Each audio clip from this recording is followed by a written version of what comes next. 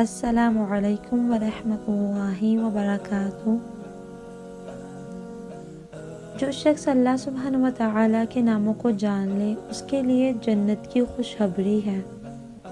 حدیث کا مفہوم آتا ہے کہ اللہ کے 99 نام ہیں، ایک کم 100۔ جو شخص ان ناموں کو محفوظ رکھے گا وہ جنت میں داخل ہوگا۔ سبحان اللہ۔ دیکھیں، جنت سے بڑی کوئی کامیابی نہیں ہے، لیکن حدیث میں لفظ آتا ہے من احصاها دخل الجنہ، جس نے ان ناموں کو شمار کیا وہ جنت میں داخل ہوگا۔ کیا مطلب ہے اس کا؟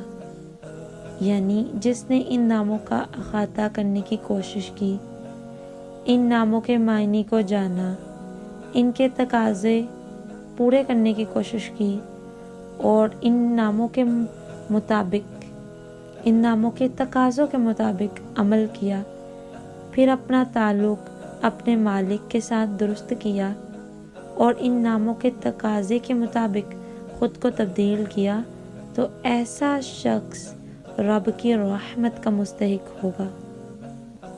امام ابن القیم فرماتے ہیں کہ اللہ کے ناموں کو شمار کرنے کے کچھ درجے ہیں۔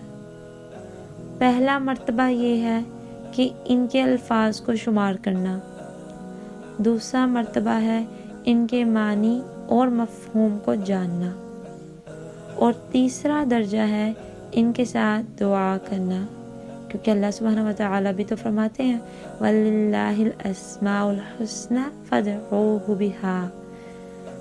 اللہ سبحانہ و تعالیٰ سے دعا ہے کہ اللہ سبحانہ و تعالیٰ ہمیں اپنے ناموں کی پہچان کروائے، ان کے معنی مفہوم جاننے کی توفیق عطا فرمائے، اور اللہ سبحانہ و تعالیٰ اپنے ناموں کے تقاضوں کے مطابق ہمیں عمل کرنے اور اپنے آپ کو بدلنے کی توفیق عطا فرمائے۔